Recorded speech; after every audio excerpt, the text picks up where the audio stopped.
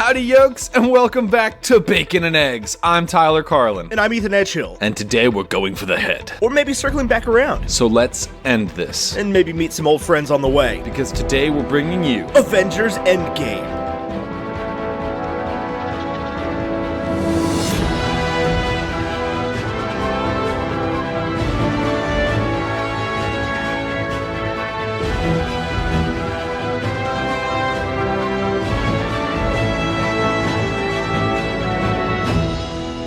Okay, so Back to the Future 2 came out in 1987. I think real that's quick, right. But before we get into anything at all, even that detail, this is a completely spoiler-full episode of the show. It should say so in the title, but I just want to let you know, if you've made it this far thinking there will be some spoiler-free review, there is not. Yeah, no. Everything in this is spoilers. Yep. And also, good morning. Hello. Good morning, yes. Last time we recorded in the morning, we were like, this is the earliest we ever recorded. It's currently 7 a.m. 7 a.m. This is the earliest we've ever recorded. Avengers Endgame was released on April 26, 2019, just one day ago. This is the closest to a release we've ever come. It was on a $350 million budget. It made $305 million worldwide this weekend, which destroyed the record. And it's only Saturday. Yeah, that was Friday. That was opening day. That was previews and Friday. Well, and to be fair, I don't think The Force Awakens was in China and Australia on Thursday and Friday. No. I think this had some stuff going for it. Anyway, so far it's got a 96% critic rating on Rotten Tomatoes, 92% audience rating on Rotten Tomatoes, and a 77 on Metacritic. All extremely high praise numbers. Ethan, do you have a professional negative review? I do, actually. This one surprised me, to tell you the truth. This comes from Anthony Lane at The New Yorker. I was surprised he didn't like it. I read Richard Brody's review. He hated it. Yeah.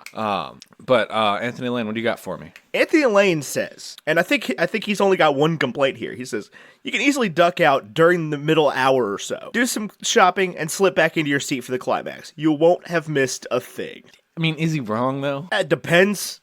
Depends on who you are. Depends on who you are. And I'll tell you this, my positive review, this is the top review right now on Rotten Tomatoes, which I'm surprised by because to me it doesn't seem top review worthy. But Dana Stevens over at Slate, she says, Endgame consists almost entirely of the downtime scenes that were always secretly everyone's favorite parts of these movies anyway. So she has basically the same comment as Anthony Lane, but she liked it. Yeah, I would say that's absolutely true as well. Yeah. Oh, this was the best fan service ever. Yeah, absolutely. There's normally when movies are like, I don't even know how to parse that one, because normally when movies are this, like, we're gonna give you exactly what you want. We're gonna put all your favorite characters in it. They're gonna have ridiculous interactions that probably shouldn't happen. Like, if any other franchise tried to make this movie, it would be terrible. Oh, yeah, because, like, listen, I'll go ahead and say it. Time travel was a weird flex. I mean, there was no other way. For sure. But, like, and we could have theorized other ways that it could have happened, but, like, the other ways are like, they met a being greater than Thanos, and he fixed it for them. Right. Or literally, it was just Infinity War 2, and they were like, we got the gauntlet now, and we're gonna do the magic finger snap, because that makes more sense than time travel, totally. Right. I thought there was a small chance that, and I never even voiced this, but when the movie started, I was like, this is what's gonna happen. Of course, I went back to my time travel theory pretty quick. I thought maybe after Thanos snapped the gauntlet, when he used it again, instead of destroying them, he just put them back where they went, and then the rest of the movie would be about them going and getting them. It kind of was. Yeah, but not exactly. I'll tell you, man, that was shocking. Because it was, 10 minutes, maybe? And Thanos' head falls off. Thanos' head comes off? And they, like, show it on the screen. Like, yeah, he just Thor slices the head off. Yeah, because we did the preview episode, the recap episode, and you just said, like, I think first half hour or whatever, first hour, Thanos is dead. And I looked at you and I was like, I should have bet the under. Yeah, Thanos died. Absolutely. But when I was saying that, I did not think there would be another Thanos conflict. There would be a new Thanos, a second Thanos. Right. I will say, binary review. Brought to you by none other than Carlin Brothers Coffee. Do you need to see this movie? Do you need to stay awake for 3 hours? The movie's not going to have any problem helping you stay awake for 3 hours. It's ultra engaging, but if you go into it and you're super tired, you might want to try some Carlin Brothers coffee before you go. Carlin Brothers coffee has exactly the kick you need to get through a 3-hour film. Maybe you're not just watching this one, but you're back-to-back all 59 hours of the Marvel Cinematic Universe. Cool. I can't recommend enough Carlin Brothers coffee. That is so long. That is so long. That is forever. But anyway, with Carlin Brothers Coffee, you can go to carlinbrotherscoffee.com and use promo code BACON or EGGS at checkout. That's just bacon or just eggs at checkout for 10% off your entire order. carlinbrotherscoffee.com, promo code BACON, promo code EGGS at checkout, 10% off your entire order. Thank you so much to Carlin Brothers Coffee for supporting the show.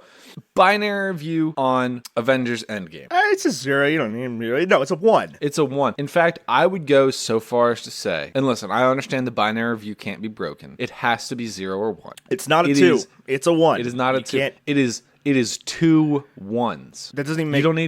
You don't just need to see it, you need to see it more than once. Probably, yeah. I guess, I mean, I have. I'm jealous. Yeah, I'm very I've seen jealous. it twice. And I'll tell you, I definitely, after seeing it the second time, I definitely agree with Data Slade. Because that like, all the parts that I cared about were the interesting little, like, sort of middly bits. And when it came to, like, a second time watching, like, a 45-minute battle, I was like, I mean, this is sweet, but, like, I've seen this. That's interesting to me because when I think about the film, there is, in the 3-hour movie, there is one moment that stands out to me there's 2 moments that stand out to me over and over again. Oh, yeah, yeah. As, like, I'm sobbing at the most badass thing I've ever seen. No, for sure, but there's a lot more of that battle than just the 1 minute, the less than 30 seconds that Cap has Mjolnir in his hand. And when Tony says, I am Iron Man. Yeah. There's less than 30 seconds from when Cap picks up the hammer to when he gets absolutely annihilated. Yeah, but he makes a pretty good attack. Oh, for sure. I'm just saying, like, that is one of the best parts of the movie, and it literally is. I don't know how to do that math in my head right now, like 0.0001%. It's a long movie. It is every bit of 3 hours, I'll tell you that much. Like, there were a lot of people that were like, no, it didn't feel like 3 hours. Felt like 5 minutes. It's like, I'm not complaining about the fact that it was a 3-hour movie. It needed to be. They needed to put all that stuff in there, but it was definitely a 3-hour movie. I have one pacing moment that threw me. Go for Just it. one. Because I can't think of one off the top of my head. One scene that I was like, okay, I got it. Let's go. And that was, I mean, it's a small thing, minor complaint. But when Ant-Man was like, do you want a picture with me? I'm Ant-Man.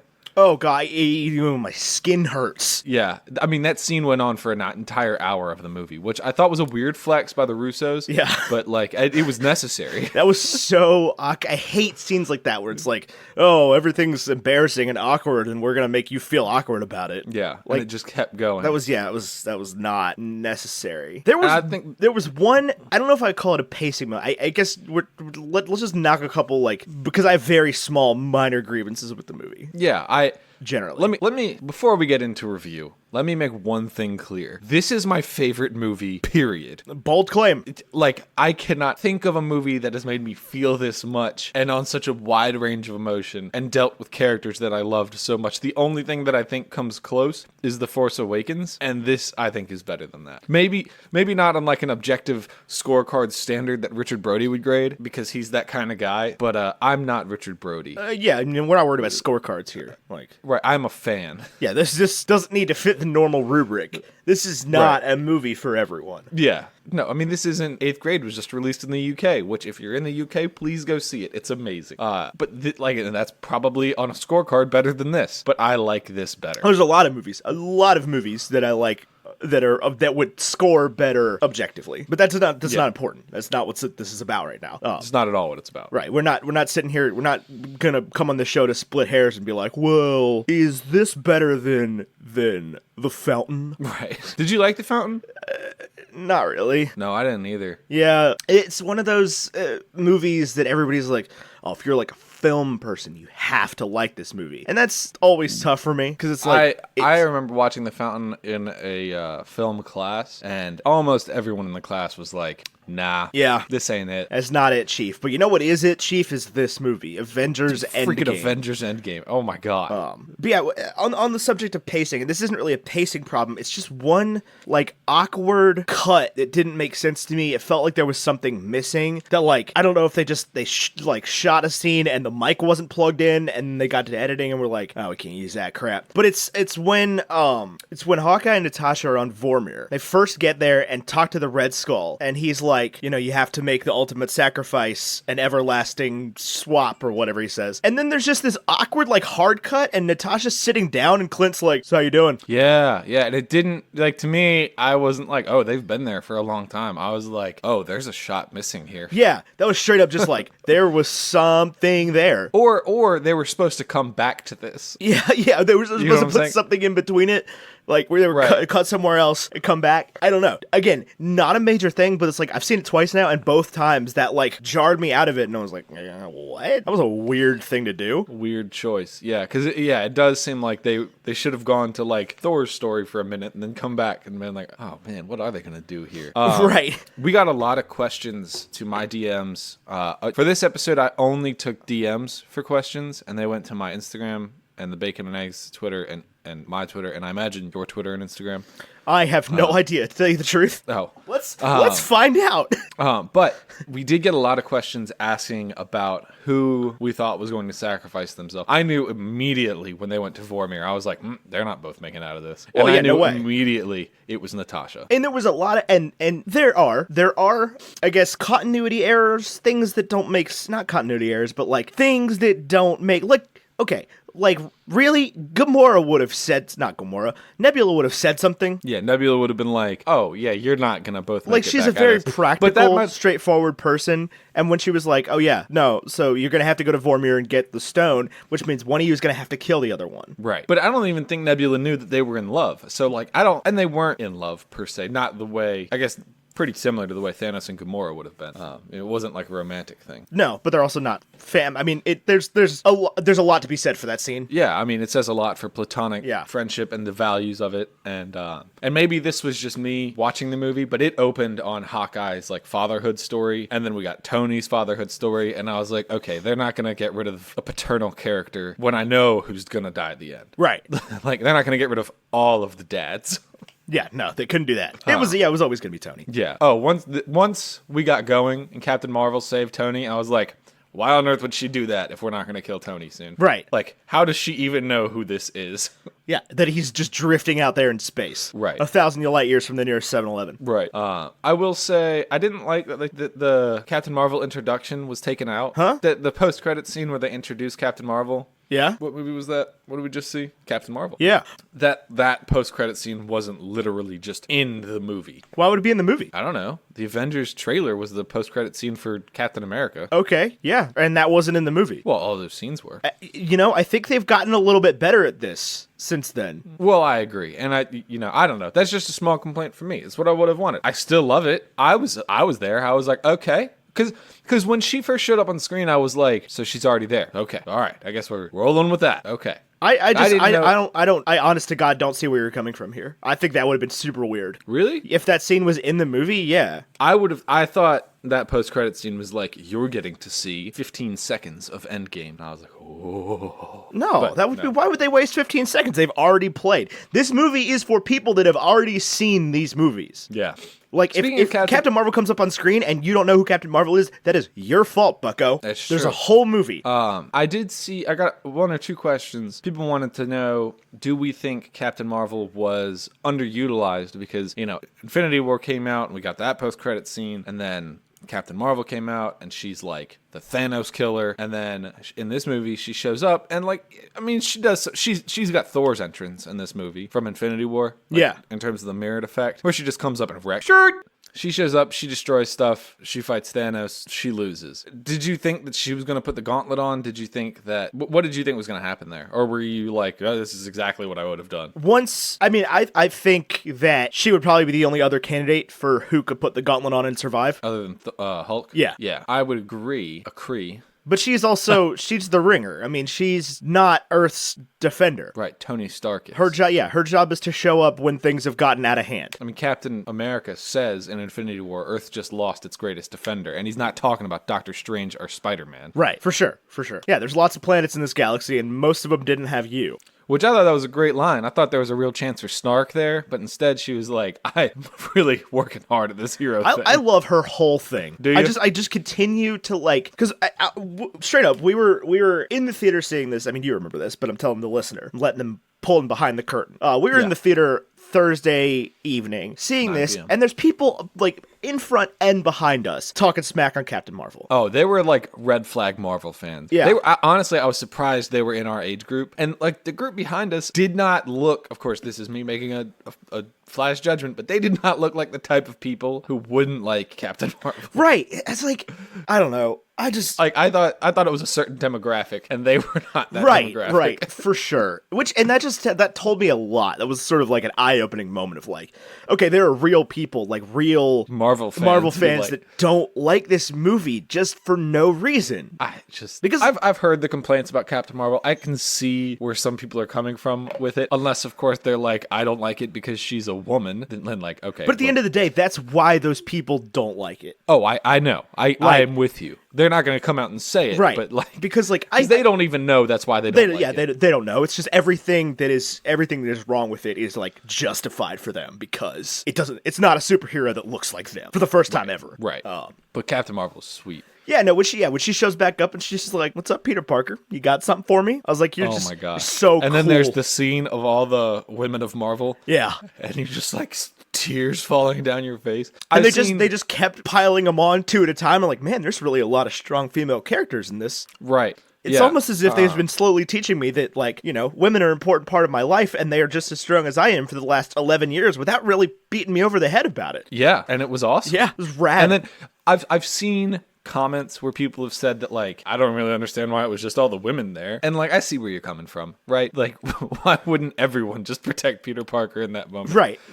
But I get like, that. if we have the opportunity for this scene, let's take it. And I'm with it. Yeah, I'm 100% fundamentally, at the end of the day, this is a superhero movie. Right.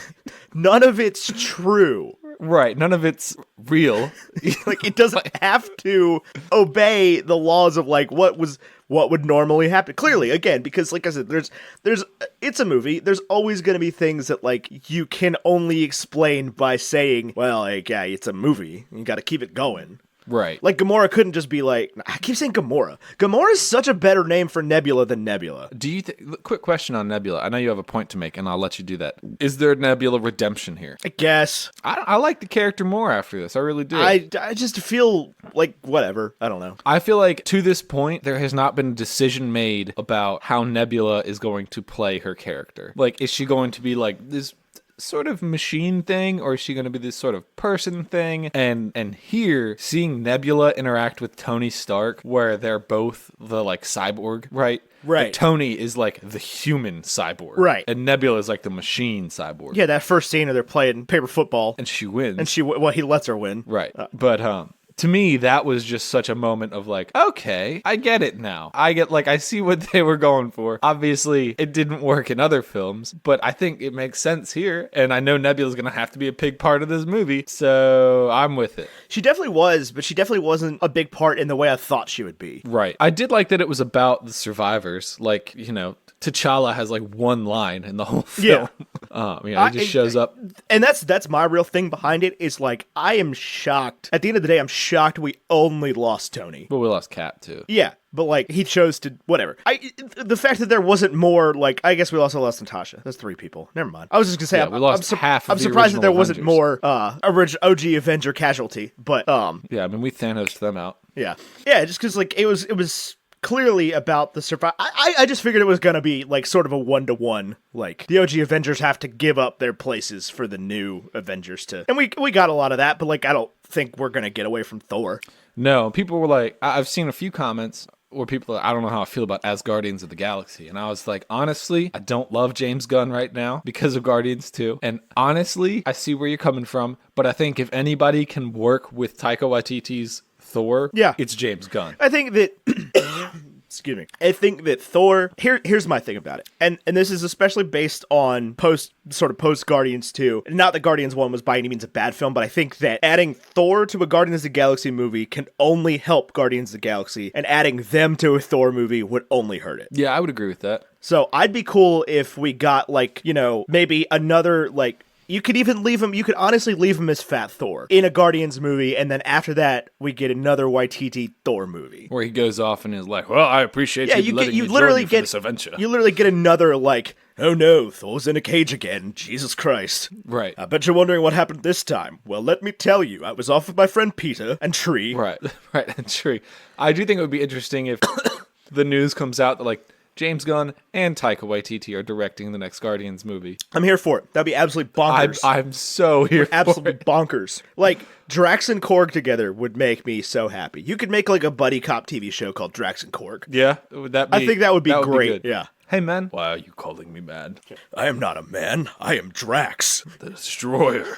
But anyway, yeah. So you can the point you wanted to make on Nebula. Right. Let's get back to yeah, that. You can write a lot of stuff off in this movie as, and again, this is where Doctor Strange comes in. But it's like some stuff's gonna have to happen because of the movie. Like Nebula would have warned them that they're gonna have to sacrifice somebody. They would not have gone into that blind. She also would have said something to everybody about like, oh hey, by the way, if we go back to 2014, we're gonna run into us. Like, right. I'm out there hunting Infinity Stones with my daddy on Morok. Yeah. In 2014. Yeah, in 2014. And I love, like, this is the best Back to the Future movie ever made. Yeah. Like, that was the way they went back and, like, reshot all those scenes. It was perfect. It was so good. It was so cool. To, like, especially the scene on Morag where you get, I guess it's just, was it just the regular, was it the same shots? Or, like, how much did they reshoot everything, do you think? Or did they pull from the original footage or what? I think both. Both, yeah. Because there's shots where Quill's singing without the Come and Get Your Love playing. Huh? On Morag, there's shots where, like, Quill is singing along to Come and Get Your Love. Yeah, no, I know they redid that shot, but... Okay. What other shots on Morag are you questioning? No, I'm just saying, like, for all of it, like, for everybody's timeline, it's like, I'm just wondering which scenes were original and which scenes were new. I'm sure there was a little bit of both. Yeah. Because like I love the scene with Quill on Morag where it switches and to Rhodey's perspective and the music cuts and it's just Peter like in a circle like come and get your love. And Rhodey's just like so he's an idiot. Right. Gets knocked out immediately. I thought there was a weird moment for me. I'm jumping around here. Go for it. Yeah. Sam Wilson is on the comm. Yeah. Black Panther walks through the portal. Yeah. Mask on. Yep. Was there a moment? No. I had a moment. What was your moment? What do you mean? That Sam Wilson is in the Black Panther costume. No. Didn't have that moment. And I was like, what a weird flex. I mean, I thought if he put on like the golden cougar or whatever Warmonger or Killmonger. Whatever he ended up as, the shiny lynx or whatever he is. Right. Just the gold panther. Yeah. That would have been, he probably would have been better off. Sam Wilson, I think is a strange, like, I've thought this ever since you informed me that he was the new Captain America in the comics. Sam Wilson has always struck me as just an incredibly killable person. Yeah. I thought if Thanos is going to punch someone in the face and they die right there, Sam Wilson. Average human Sam Wilson. Right. Like, could have been Sam, could have been Bucky. Bucky made it out alive. I knew that was going to happen, but I bet they changed the title of the Bucky and Sam TV show. To what? Captain America and the Winter Soldier. What was it going to be? Like Bucky and Falcon or something. We'll see. And they're gonna have to put some work in. There's some real, honest to God, nose to the grindstone work. It better be good as heck for them to convince me that Bucky Barnes, James Buchanan Barnes, deserves a television show. I'll be honest with you, Ethan. This might just be a you thing. Hate that guy so much. I swear to God, much to do in this one. God, first episode, Sam Wilson's gonna get killed, and it's gonna be like, actually, this is Bucky and Nebula, and I'm just gonna throw my TV out the window. I don't think so. I think Sam Wilson's gonna be Captain America for a while. I'm just saying, Sam Wilson seems like an incredibly killable person to only have a shield as his only weapon. Right. That to me does seem a little bit weird. It's like, okay, like I'm with you, but like Captain America, Steve Rogers is a superhuman. Like he went toe-to-toe with a Titan. Serum. Yeah. Right. He wields Mjolnir. Although I truly think, and this would have probably been too cheesy and too fan servicey, I truly think that at that moment, at the end of that movie, any of them could have wielded Mjolnir. Yeah. If they started like throwing it around. Yeah, like if it had been passed to Tony, I would not have been like, yeah, it doesn't work. But I think just Cap doing it is that's what I'm saying. So it would have been too much, yeah. But it's like I think that any of them deserved it in that moment. If all you have to do is be worthy, I think all of them have proved that hey, we're probably worthy. Right. Now, here's my question. This is a big one I have. I see a lot of critic reviews talking about how like there are plot holes. It doesn't work. That's not how time travel works. You can't just say it's not like other movies and then move forward. First you of all, did not adequately explain this. That's how no, they didn't adequately explain it. I will agree with that. They did not adequately explain it, and it makes about as much sense as any other time travel. But like, you can't just say that's not how time travel works, because time travel, hold on, wait for it, time travel isn't real. Right. Like, as far as we've advanced things, time travel isn't real. Like, as much as I don't love to defend a plot hole, I'm gonna stand there and defend this plot hole, because, like, that's how it works here, because it's not real. I think the complaint here is that it's inconsistent, and It I is. can see where it's coming from. Is that, like, why would Captain America be sitting on that bench at the end? He wouldn't. He'd be in a new timeline. Right. He'd be in a total... He never would have returned there. Right. He would have been in a new timeline. The Sorcerer Supreme even says that. I think the theory that can be made there is that he does come back to that timeline just earlier, because they say he missed his, like, jump point. Yeah. There's a lot of ways you can work around it. And Bucky really does seem to know what's going on there. Yeah. Like, he's 100%, because he even says, I'm going to miss you. It's like, he 100% knows that Cap isn't coming back. Yeah, well, why would he? And you can make two arguments there. One just being that, well, you can make three arguments there. The first one being that they had a conversation about it. The second being that, like, oh, he just knows. They're that good of friends. Even though they barely see each other, ever. Right. Like, we've seen Bucky Barnes' basically whole life. Right. And like, he was awake for a lot of that 70 years. they've met, like, thrice. Right. And the third one being that and this is where I think it sort of breaks down, but I think it's the most satisfying answer. The third being that at some point in his life, Bucky has met Cap again, like old Cap. Right. But that breaks the time travel, because nothing could change. You can't change the past, which I thought was a bonkers way around that. That, like, no, you can't change the past. Everything will be totally cool. Go and punch your old self in the face. And Cap does. Which is, I enjoyed that. That was so much better for this movie than the, like, gotta be stealthy, gotta be sneaky, can't let my old self see me. Yeah. They walk and talk to them. Yeah, Cap literally beats the crap out of his old self. Yeah. Well, because his old self was like, I found Loki.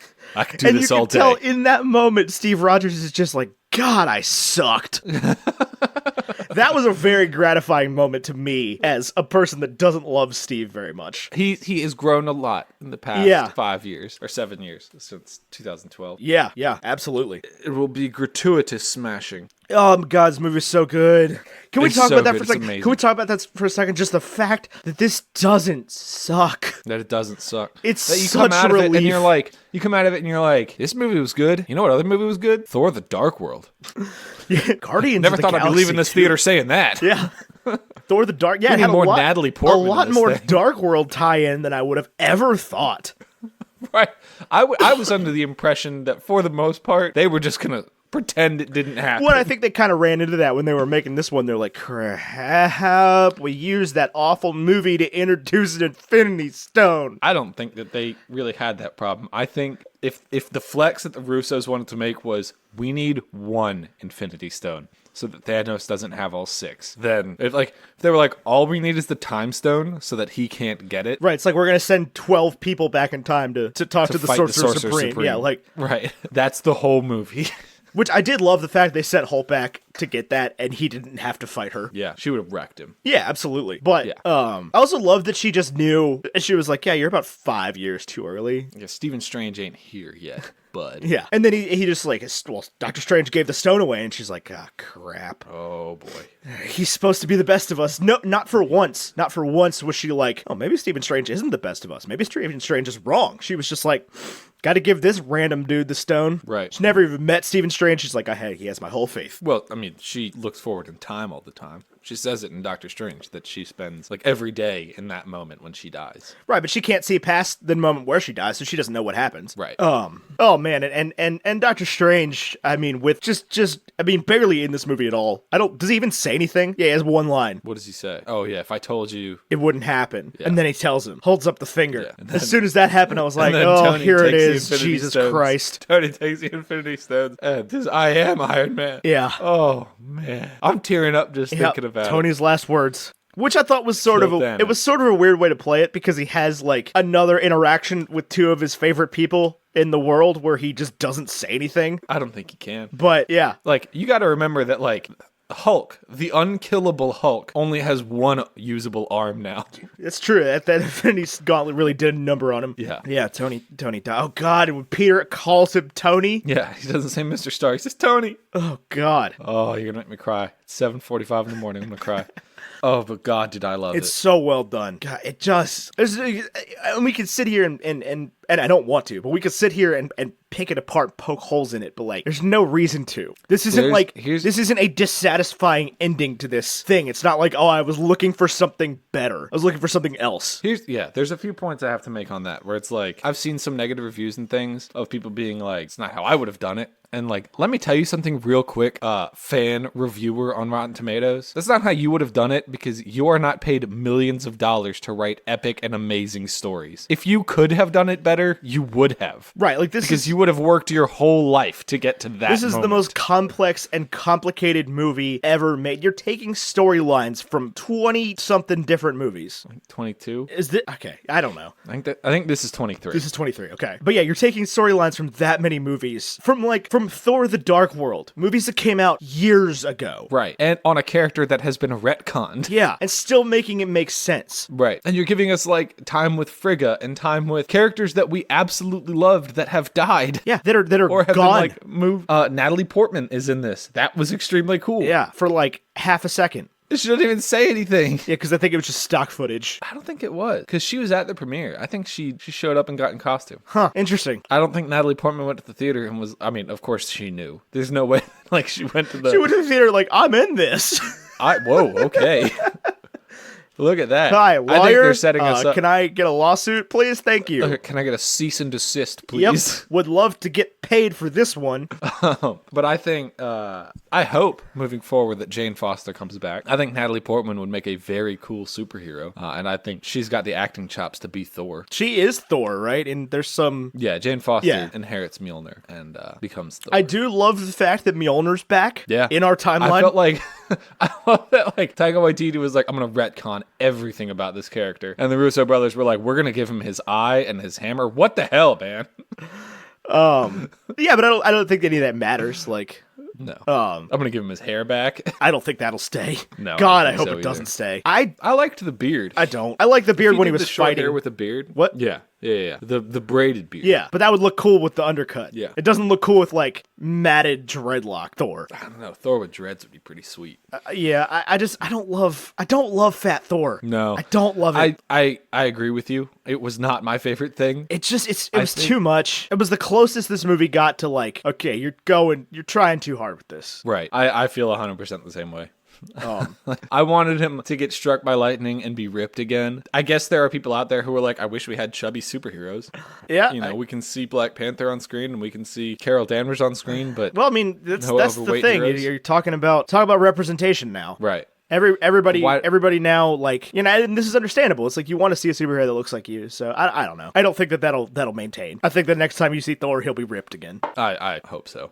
Ripped Thor is like the best. Yeah. I mostly want not drunk Thor. I thought the like not bumbling Big around. Lebowski, Thor. I thought the Big Lebowski was a weird pull. Yeah, I was surprised there wasn't a comment about a rug anywhere. I was just wondering, like, how many people seeing this movie are getting this? Core fans. The people that the first, 15 films were made for, like white dudes, have seen The Big Lebowski. Maybe. I haven't. I mean, I get it. I got it. I wasn't like, who's the dude?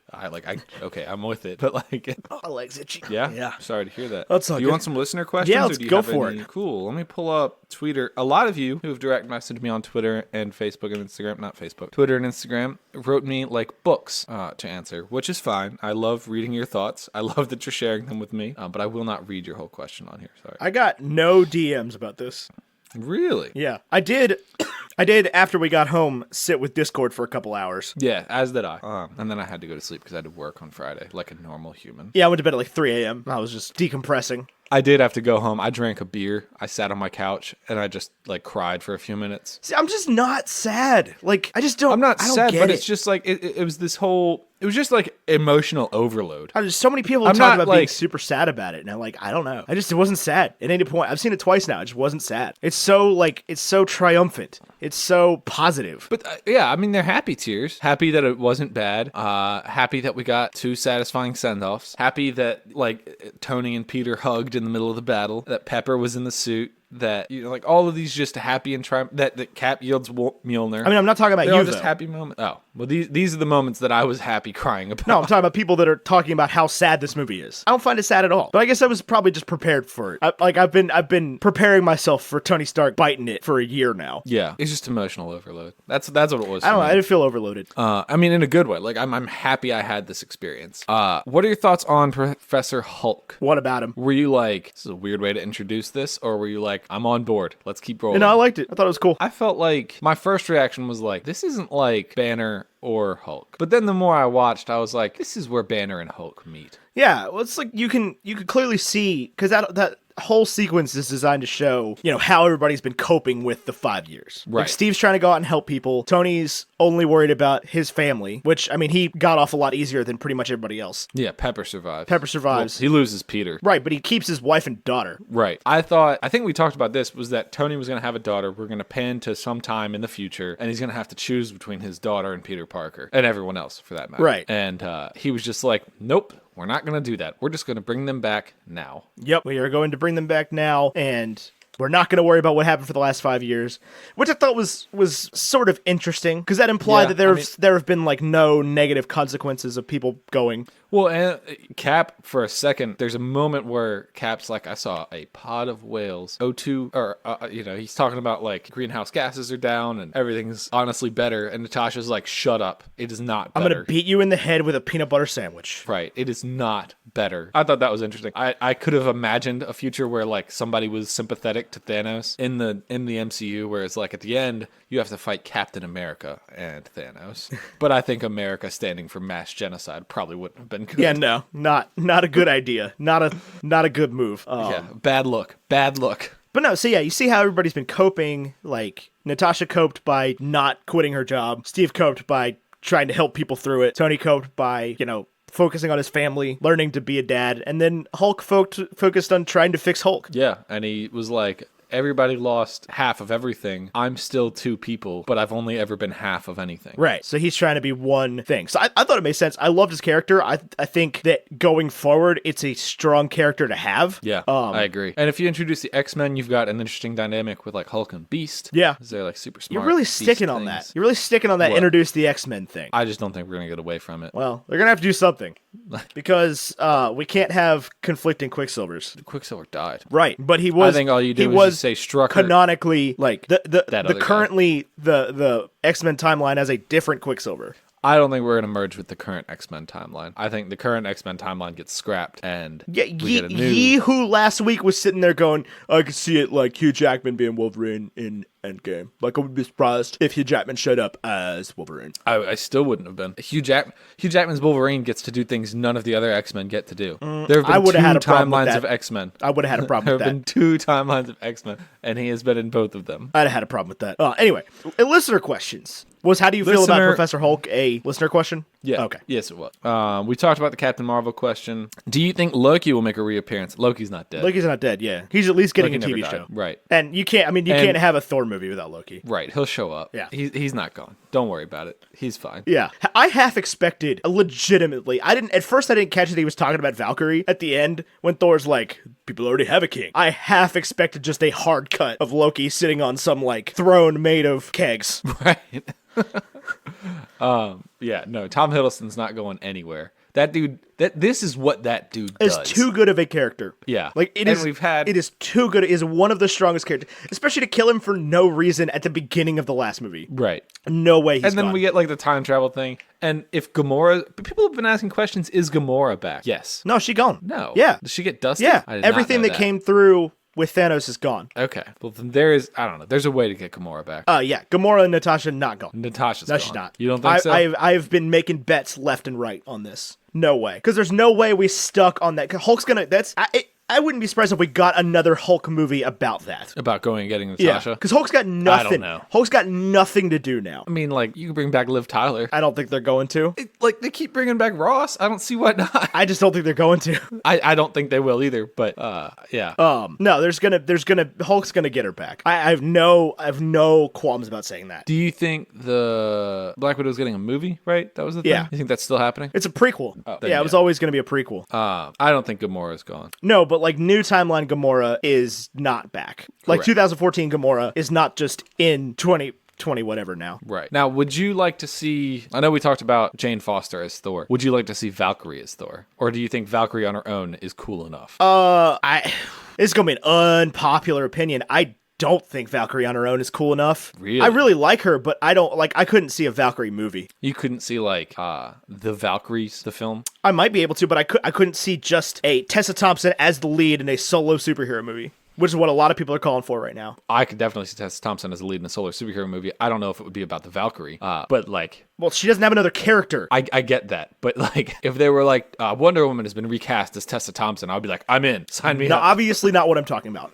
Right. Obviously. OBVIOSLY, not what I'm talking about. I have no idea if I spelled that right or not. Obviously. You missed a U. Whatever. I'm an INDEPENTENTNT hustling, chasing dreams since I was 14. Let's see. But yeah, no, I love Valkyrie. I don't think, and I know I can hear the DMs slamming into my inbox right now, going, "How dare you? That's my favorite character." But I don't think she could hack a solo superhero movie. I don't think there's enough to the character. There might be. If they prove me wrong, I'm perfectly willing to be proved wrong about that. But I could definitely see Valkyrie as Thor. But I think that realistically, you're just going to see Valkyrie as a character in a Thor movie. Right. I think there's a possibility there as well. I mean, I would say I would lean more toward likelihood because they left Thor alive for a reason. Alive. Yeah, Thor's still there. Thor's and he joins like the active. Guardians. Thor's still active. Right. And he'll get into shape with the Guardians, or there will be a scene in Guardians 3 towards the beginning where like Thor and Peter have relapsed and are total alcoholics. Yeah. I don't know why Peter was never an alcoholic. I'm stuck on Andy Dwyer. we get Andy Dwyer, Chris Pratt, and Fat Thor together. Oh, That'd Jesus. be good. Jesus. Oh, God, I love this movie. This is a question Ali Heron on Twitter asks. Hey guys, so what do you think is up with the fact that when Peter returns, he just kind of goes back to school and meets up with Ned? It's 5 years later, so does that mean all the important characters from Homecoming that will be important in Far From Home all got dusted so they can all be in the same grade, or did the people who survived the snap just not go to school in those 5 years, and now they're in their high school in their 20s? Don't think about it too much. I think that, yeah, every character that's going to be in Far From Home got dusted. It was 50% of the world. Right. Like, and you know what? Like, there's they a died. lot of people in Manhattan, Right. in New York. If it bothers you, if you're like, I don't know, how could they all have died? Because all the Guardians died except Rocket. Right. It was clear that like it was clear that like Peter went back to school, was looking around, just like, man, I don't know anybody. I've been gone for 5 years. Like, there's a lot of people. Like, 5 years is long enough for an entire class to have graduated. Right. From 8th grade to senior. Right. And then he looks over and sees Ned, and he's like, "Oh, I have a friend." Right. But and we know that if the trailers aren't lying to us, that all of the people that he was in school with are there. Right. And I mean, I wouldn't be surprised if there was one moment where one of the characters is like, "I'm 22." Right. The rest of you are right. Like I did 5 years without you guys. Right. Like, I'm Zendaya. I'm 22 years old. Yeah, I became a pop star while y'all were dead. That's what I think is going to happen. I am excited for Far From Home. I do think it comes out way too soon. I will still be seeing Endgame over and over again in theaters by the time Far From Home I don't think you comes out. will.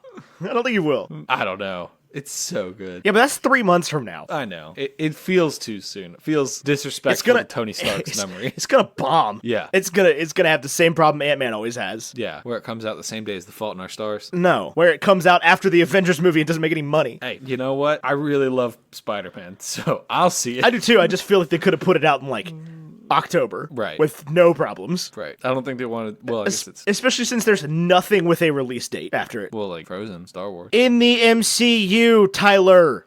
Oh, yeah. We don't even know, like, they said they're going to take a break. How long of a break do you think that's going to be? Like, obviously Far From Home comes out, but then... As far as I know, there's nothing else filmed. Well, I can't imagine. Everybody's been busy. Yeah, there's not another, like, minute of film. Who's next, do you think? I'm really hoping for another Doctor Strange film. I hope Benedict Cumberbatch isn't I'm a real deal actor. Well, so the only confirmed ones are Black Widow, Black Panther, and Guardians. Right. So I have no idea. I would imagine, Guardians has a script. And a director. Well, yeah, so does Black Panther. That's true. Like, they're not going to fire Ryan Coogler. Are you kidding me? Hey, Ryan. Hey, only $1 billion? Come on, buddy. Yeah, seriously, dude.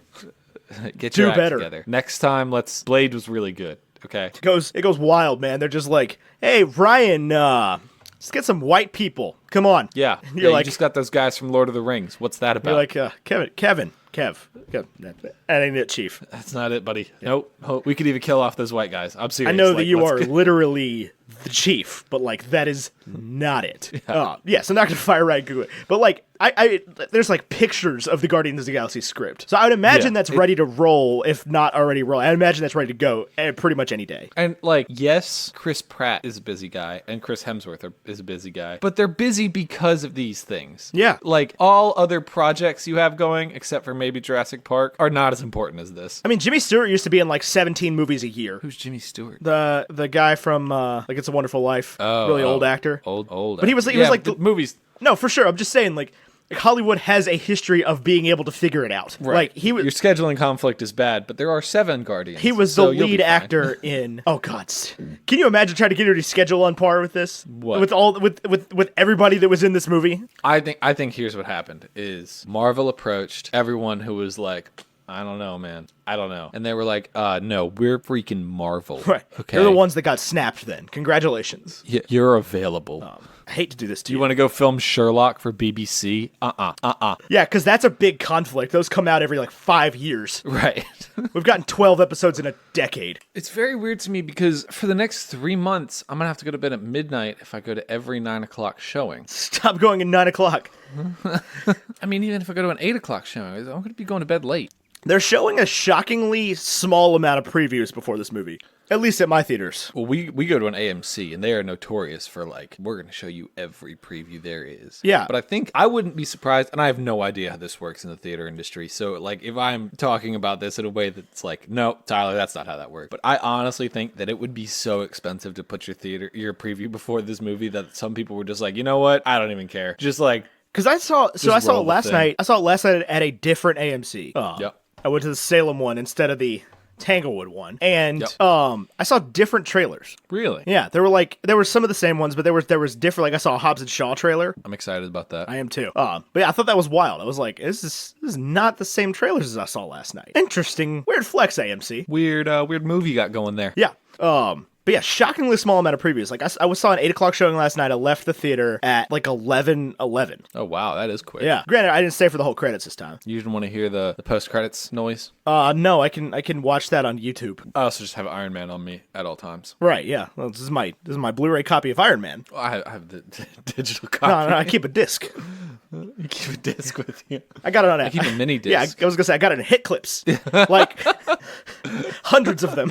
You know what's crazy? Iron Man was such a good movie. Was that crazy? No, it was crazy. I mean, it was crazy in 2008. It was like, holy crap. There have been 2 sweet superhero movies this year. Right. That's never happened, ever. Yeah. I mean, if the MCU truly takes a break, this is going to be a weird couple years. Yeah, we're going to... Because Star Wars, I imagine, is going to take a break as well. Yeah, they're done. Right. Yeah, they're we got to wait for another trilogy. Yeah, they're done after this. And I don't know about any Star Wars story movies. I do know Jon Favreau's Mandalorian series is coming, and I'll watch that. But that's supposed to be a Ryan Johnson, like, Old Republic saga, but... Eventually, yeah. God knows when that's going to be. And that's not like, I mean, that's Star Wars, but it's not like Star Wars. It's not like Han and Luke and Leia. Right. It's not like, everybody's like, oh, Star Wars ending is just a Skywalker saga. I'm like, yeah, I get it. Okay. I'm not an idiot. Like, I'm familiar enough with the concept to say this sentence out loud. Like, I get that it's just the Skywalker saga ending, but I don't really feel like every time being like, oh man, I'm really sad that Star Wars, the Skywalker saga is ending. Right. It's the Star Wars that matters to everybody. Right.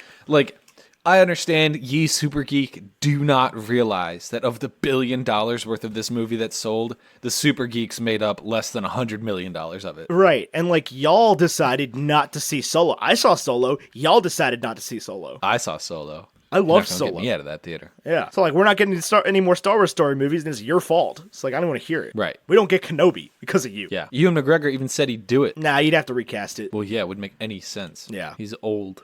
Yeah. But we're not here to talk about Star Wars: The Rise of Skywalker. That'll be in 8 months.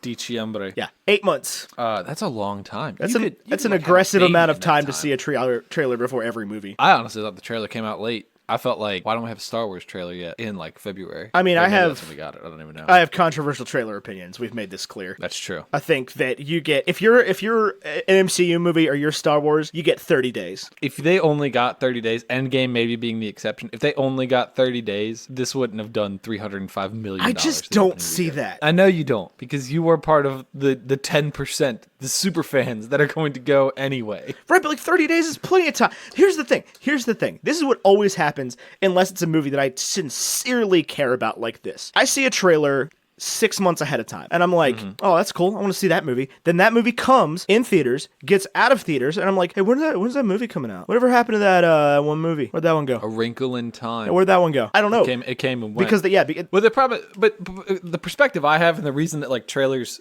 I just like trailers because I enjoy watching them. I don't even know how I feel about it. Like, I know things about the movie going into it. I read the back cover of books before I read them.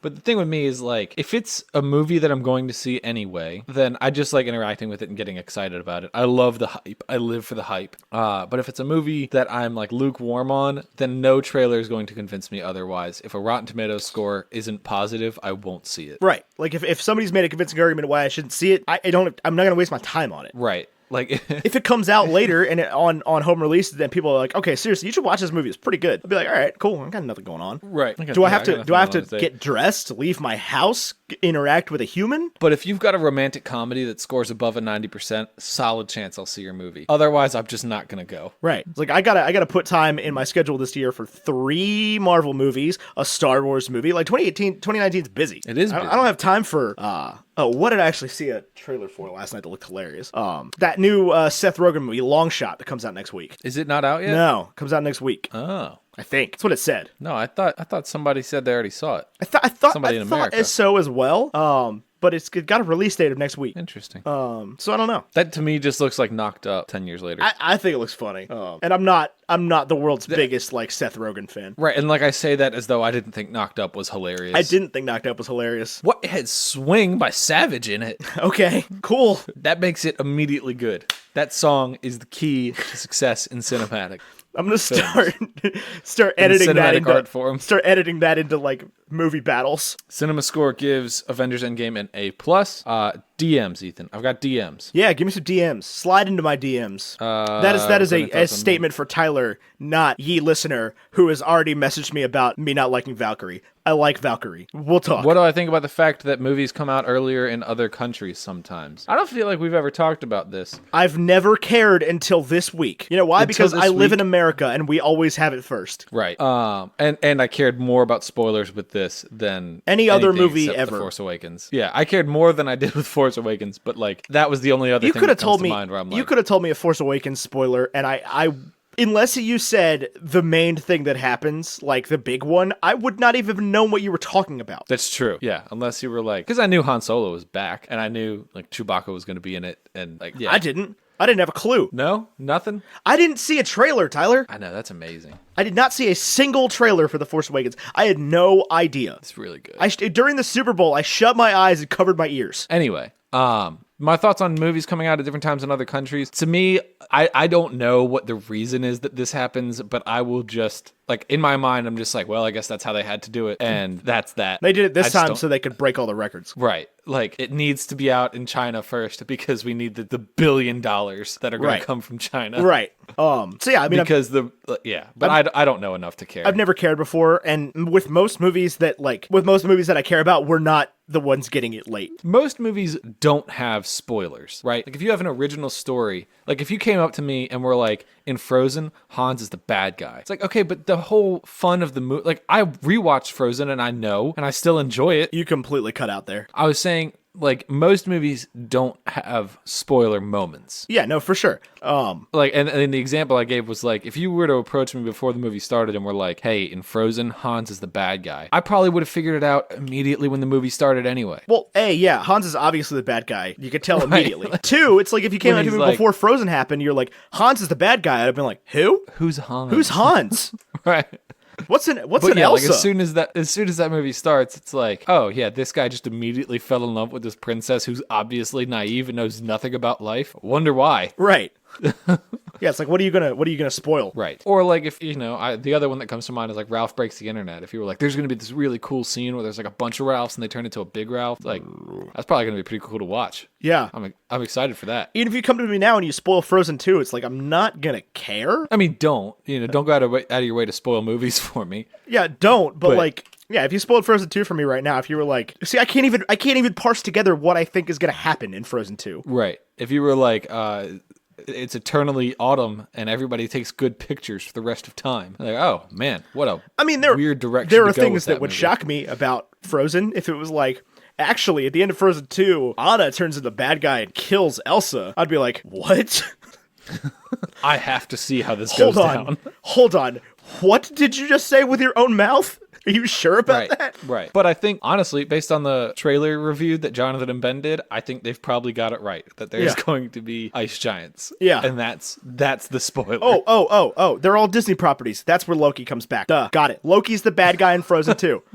I wouldn't be surprised with that either. I don't think it would be Tom Hiddleston, but I wouldn't be surprised if some Norse characters show up. No. It's Tom Hiddleston in the green jacket with the horn live helmet. action. No. Animated. Oh, okay. Animated. He got stuck. That's where he went after he died. He got stuck in the animation dimension. Tom Hiddleston's a Disney princess now. Gotcha. I'm with that. I'm totally with Tom Hiddleston Disney princess. And this the other thing is, like, for the rest of the year, with the exception of Frozen 2, there's no movies you can spoil for me. Like, I know what happens in Aladdin. I know what happens in The Lion King. Well, I don't know what happens in The Rise of Skywalker. Well, yeah, I meant other than that. Oh, but yeah. like, nobody can spoil. Nobody's gonna be able to spoil The Rise of Skywalker for me. Right. But like, of course, when the movies come out that first weekend, I'm still gonna be cautious about talking about like, what did you think of the hyena scene? Like, you kind of want to talk about it behind closed doors, but most movies don't have spoiler moments, is what I'm saying. Right. Yeah. Most movies, it's like, oh, that was this really cool scene. And it's like, what are you gonna do? Describe it? They're still gonna watch it. It's still gonna be cooler when they watch it. Now, there are exceptions. There, twist movies. The Village, there's just people in costumes. Bruce Willis was dead the whole time. Yeah. But a movie that has like a spoiler ending, to me, is a good movie. I love a good twist. Yeah. If you could pull it off, yeah. Do we have more spoilers? Do we have more listener questions? A few comments here and there. Okay. A lot of people just come out of the theater. I want to know your thoughts. Can't wait to hear your thoughts. Which, by the way, when you say something like that, my heart literally sings. Yeah, this was a very good. Wait, sinks? Sings. I was like, Sings. yeah, sings with a G. Yes. Yeah. Okay. I was like, my heart sinks. I feel inferior.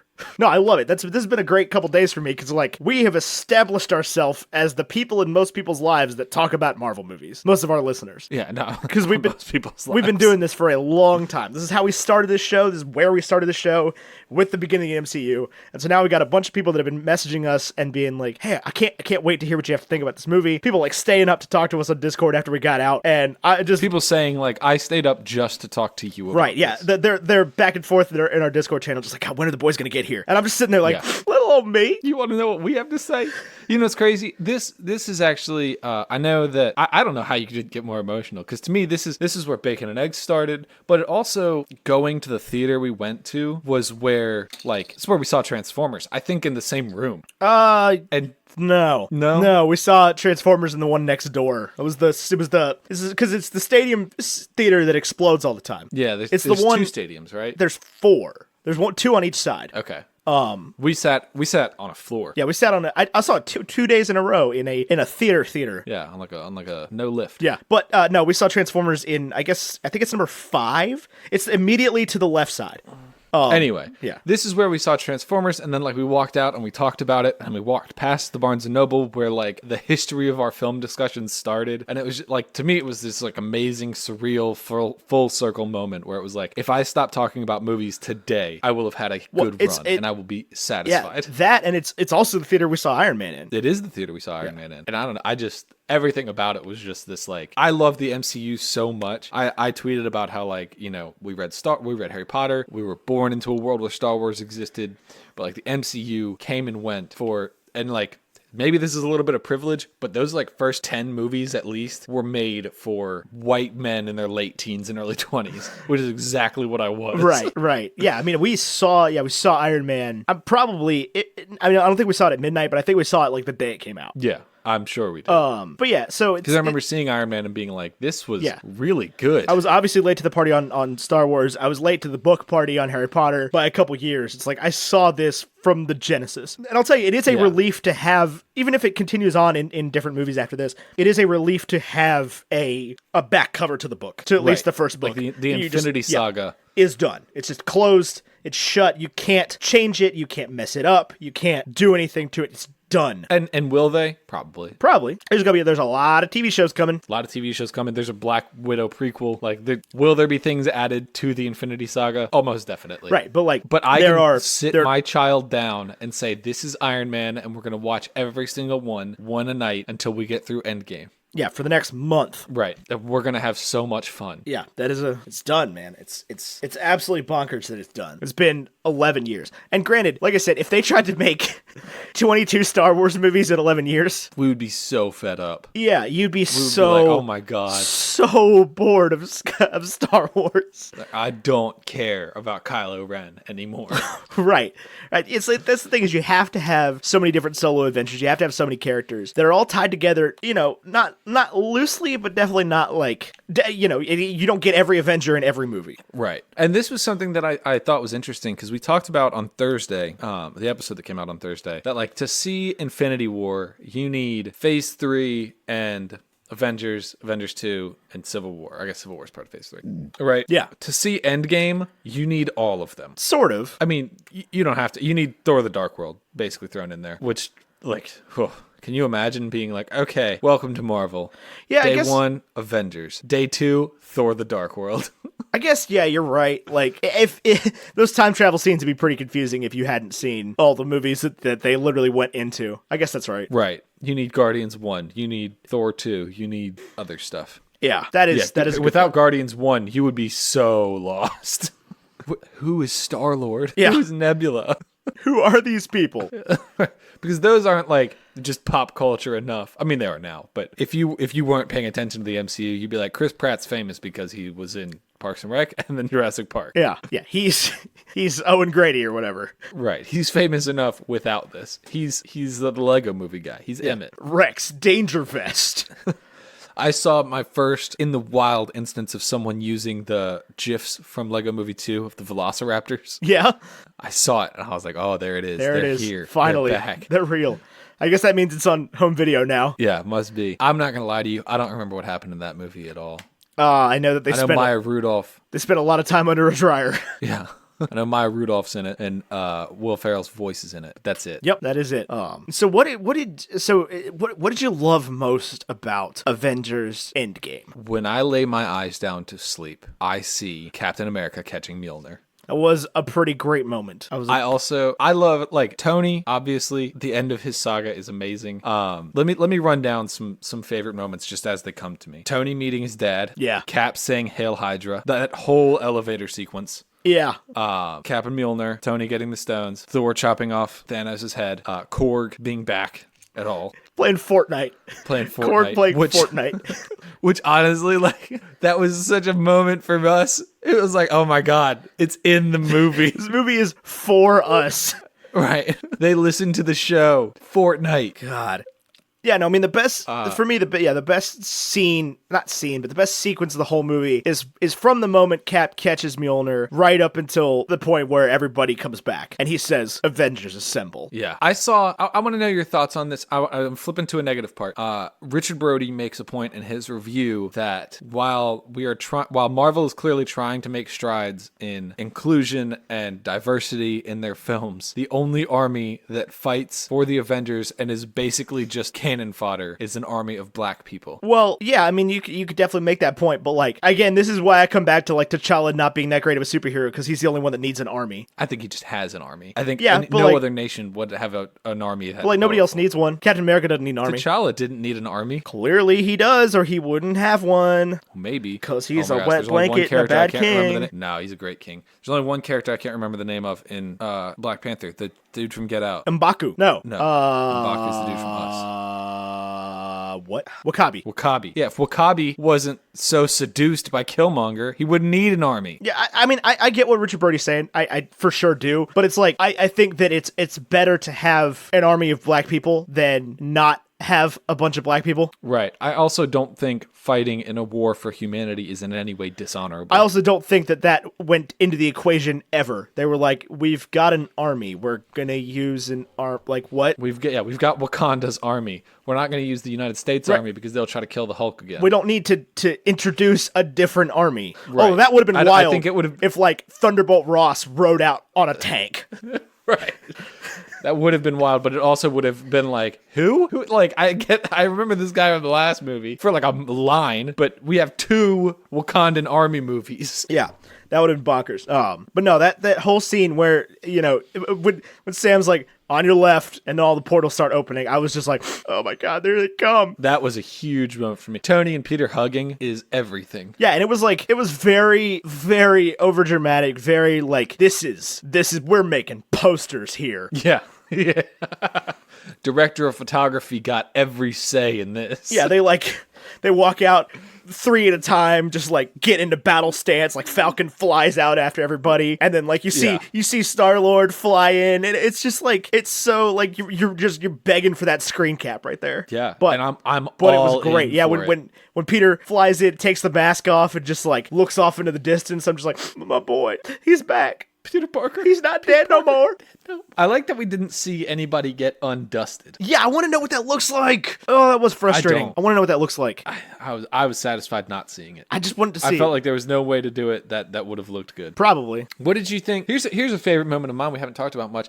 Honestly, a whole character we haven't talked about much. Hawkeye's tragedy at the beginning. Oh, he loses his whole family. Loses the whole Yeah, family. it was rough. It was rough. They did it so well too. Yeah. Where he's looking at the sons and the wife, and turns around, the daughter's gone. Turns back around, the whole family's gone. Oh God. Sends him into a murderous, I'm gonna kill gang members rampage. Yeah, I'm gonna become Batman basically. I'm gonna beat up genuine criminals. Yeah. So apparently the character that he becomes is listed as Ronin. Yeah, that's the character's name. You can't do that. It doesn't work like that.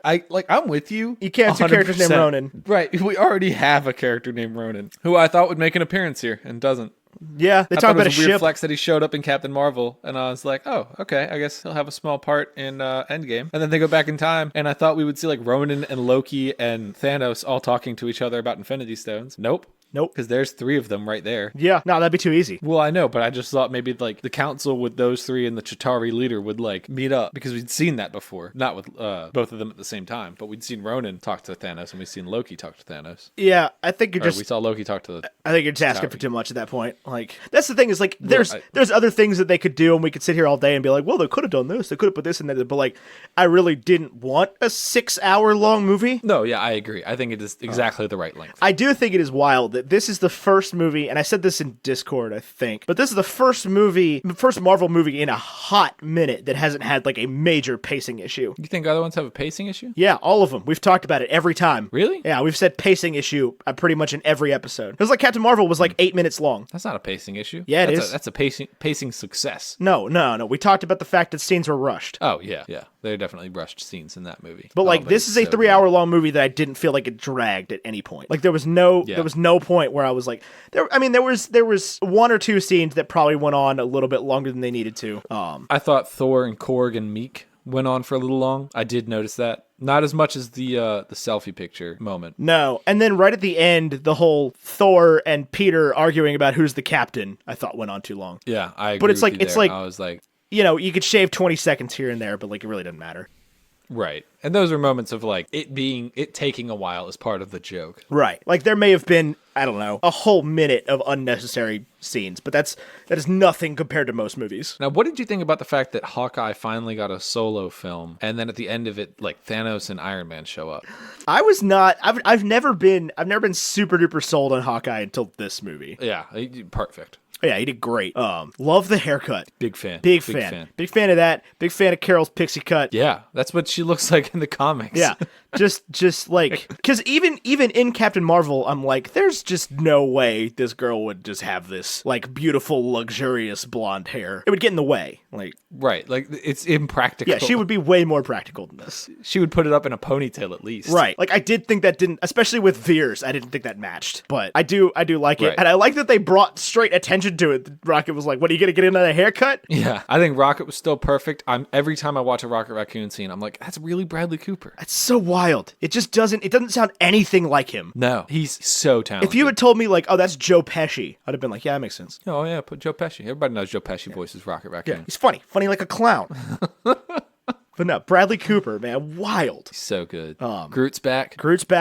A lot of people, I've heard a lot of not complaints, but everybody that I've talked about this movie has pretty much had this statement where like, I didn't think it had enough X character. It didn't have enough of anybody that wasn't an original Avenger. No, it had the perfect amount of everyone. Well, yeah, like, but if you were like, I'm watching this movie because I want to see more Black Panther, like, you're watching the wrong movie. But you're looking at it wrong. Exactly, that's what I'm saying. I'm maintaining like this is about. This is a movie for people that love all of the movies. Right. You have to like every character. Right. It's like, if you want to watch more Black Panther, go watch Black Panther. It's not going anywhere. Like, they're not going to just suddenly be like, oh, Black Panther's going in the vault. Also, if you can wait until Disney Plus, then do. But if you're like, I want Black Panther and I don't want it off Netflix, then like giving Ryan Coogler and Black Panther and telling Disney that you like that movie by giving them your money so that you can own it, right, is only going to get you more Black Panther. Right. Like, vote with your dollar. Vote with your dollar. That's becoming much more of a theme. The more we dive into these movies, the more I look at how they perform, and the more I think about like how movies get made, the more like the voting with your dollar thing becomes important. Yeah. Like if you genuinely love a character and love a movie, buy the toy, buy the film, pay for your tickets. Oh, as soon as I find out that there is an Iron Man Infinity Gauntlet available at Walmart, my 26-year-old butt will be driving myself down to Walmart to buy a toy. Right. Like, yeah. 100%. Here's what I would like to do. I would like to own all the pops that I want from this movie, but I would also like to give away all the pops that I want from this movie. And there are pops that I know, pops I know will exist that don't yet exist. And can't. Also, if you want to, and I hear you already, people being like, this wasn't a Hawkeye movie. So far, there are 3 released Hawkeye pops from this movie. Really? 3. Yeah, you got Hawkeye with the mohawk without the quantum suit, Hawkeye with the mohawk with the quantum suit, and Hawkeye as Ronin. You know what I want? I want a Captain America holding Mjolnir pop. Yeah. I want that in as many colors as they make it, and I will give away. Yeah, I will take one. One of those in full color, and then 7 or 6 in Infinity Stone colors, like the Thanoses. I think you'll get Iron Man in the Infinity Stone colors. What'd you say? I think Iron Man will be the one that comes in Infinity Stone colors. I'll take those too. I'll take Tony with the gauntlet in Infinity Stone colors. Yeah. Like these, the Thanos ones. You have them in boxes? Yeah, I don't know what to do with them. There's 6 of them. I've started collecting the gold pops. I have 2 of those. Dear listener, because when I graduated from college, there's a collection of... Oh, you have Loki and Thor? Yeah. Those are my next 2 gold pops on my list. Thor used to be the bobbliest pop I had. Anyway, here's my story. When I graduated from college, I got all these office supplies from my mother-in-law, whom I love, praise Kathy. And they were gold. Like I have gold scissors and a gold stapler and like wooden filing things that have gold accents on them. And now I have a desk at work that I can put things on. So I want all the gold. I want everything gold. I just want all the pops. Because I also want Dear all the listener. Pops. If there are Marvel pops. If you're ever like, I wish I could send something to P.O. Box 3025 that Ethan and Tyler would genuinely like. If you send pops, we will like them. Here's the deal. I don't love asking for things from the listeners, okay? And I'm not going to here. I just want to let you know that a lot of pops are available as add-on items. Yeah, they are. They're super Which means expensive. that you can get pops delivered, Amazon Primed to us, 2 pops, for like $10. Right. And I promise you, it will make if you're ever thinking of like, I can't really donate to Patreon, but like I would love to show these guys that I love their show, just send us some pops. I will open the pop on the vlog and bobble the heck out of its head, probably until it falls off. Have any of them fallen off? Nope, not yet. Those things are strong. Yeah, I think these are good glue. They're not even glued on. What? How is the spring attached? It's just like wound around. Oh. The top spring is like in some like locking piece of the plastic, and then the bottom spring just like grips onto the neck. I've taken a good hard look at the innards of a pop in my time bobbling these pops. Also, I've said this before and it didn't work. I have 7 Thanos pops, okay? I have 7 Thanos pops. If you want to send us more, send them to Tyler. If you want to send some Thanos pops, send them to Tyler. I love you for sending me Thanos pops, but I do not need more. Okay, I already have 6 that I don't know what. There's one on my desk. This one right here, Infinity Stone Thanos. And the rest are in boxes because there's 6 of them, and I don't know what to do with them. And I don't have a set like the Super Carlin Brothers. You have a spot behind you with a world map that I feel like you could just put a shelf there instead of a world map. And probably, but like I'm not gonna live here forever. That's true. But but it only takes a few minutes to set up a shelf. That was a wild thing. When because I had just bought when I was helping the Super Carlin Brothers move, I had just bought and gotten the 6 Thanos pops, the Infinity Stone ones, and I was talking to Ben and Jay about it, and Jonathan was just like, oh man, we should get some of those for the new set. And Ben had been quiet while we were talking about it and just goes, yeah, they'll be here Tuesday. He just like, we may have a set there pretty soon. Didn't ask. He was just like, boop. Nope. But yeah, so, send me pops. Do not send me more Thanos pops. And I get it. I'm just going to get 11 Thanos pops in the P.O. box now. It's fine. I would want all the different Thanos pops. There's not that many. If there's probably more now. There's going to be Thanos with the 2-bladed sword, and there's going to be Thanos. Yeah, there's Thanos with the helmet and the sword. Yeah, I would just want all the different ones. And then if we get any duplicates, currently we have a duplicate Korg. There's 3 Korgs between the 2 of us. The duplicate we'll probably sign and deliver at some point. What'd you say? We won't sign the pop itself. We'll sign the box. Huh? We have a Korg. Yeah. We have an extra Korg that we have not given away yet. Oh, we should give a Korg away. That's what I'm saying. At some point we will give it away. I can't hear you. You're breaking up every 4 seconds. Gotcha. I'm sorry. I don't mean to be doing that. No. It's fine. It's just that I'm missing some parts of your sentence that are critical to me understanding the gist of said sentence. Right. I know.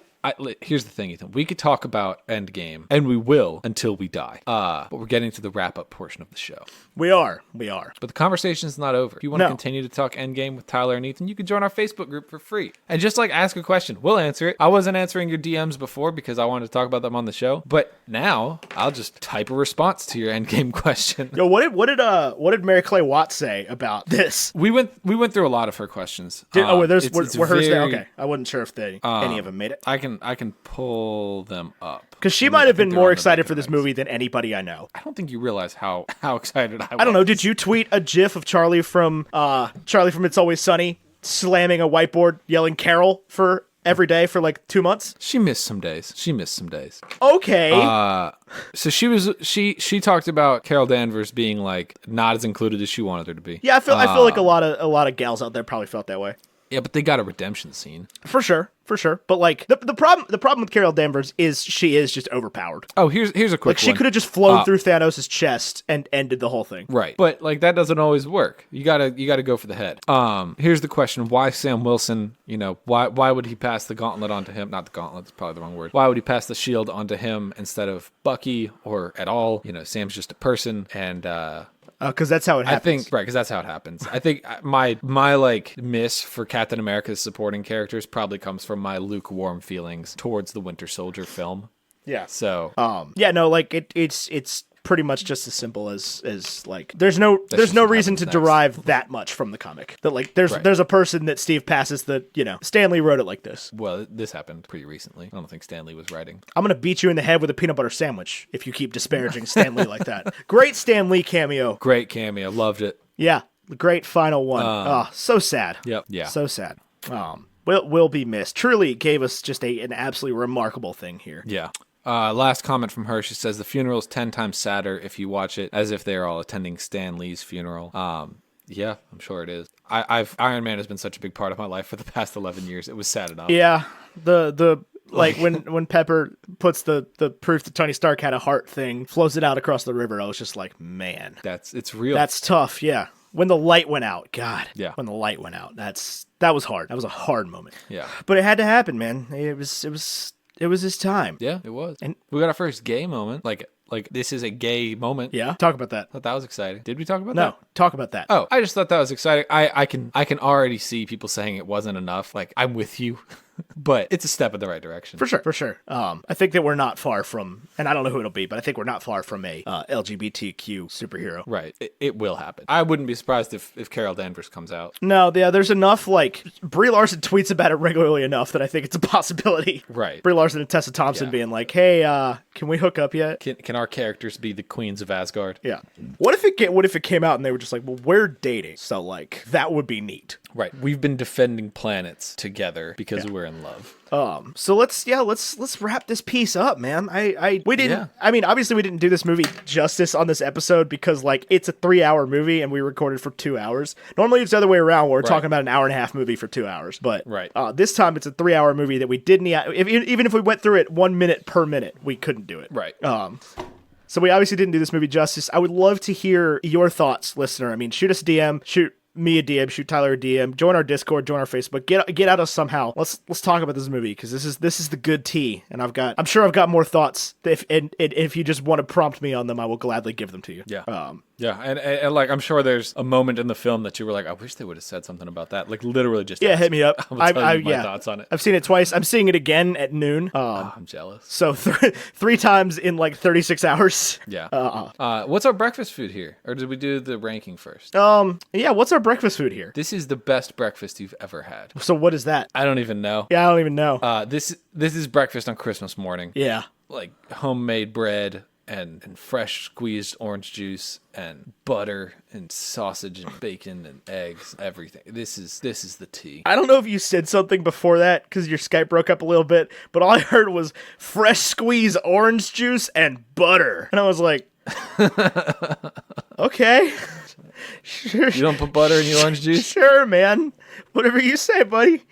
You get a pass on brushing your teeth Christmas morning. That's from Tyler. You can tell your mom I said that. Oh, God. Orange juice and butter. Ugh. That's the new... Better than toothpaste. That's the new pooth taste. Toothpaste and orange juice. Not on this segment because nothing is leaving a bad taste in my mouth right now. Yeah, no. There's no toothpaste and orange juice this week. All I've done for the past 24 hours is watch Endgame. And there's nothing better. There's nothing... I guess the only toothpaste and orange juice is people who are like, yeah, Captain Marvel sucked. Yeah. And I'm with try that. to justify it. Yeah. All right, well, let's put it on the big board then. This then. is the best breakfast you've ever had. This is the best movie. Okay, I'm with that. Yeah. Screw you, Jurassic Park. Hey, now. I don't feel like that's a necessary way to approach this.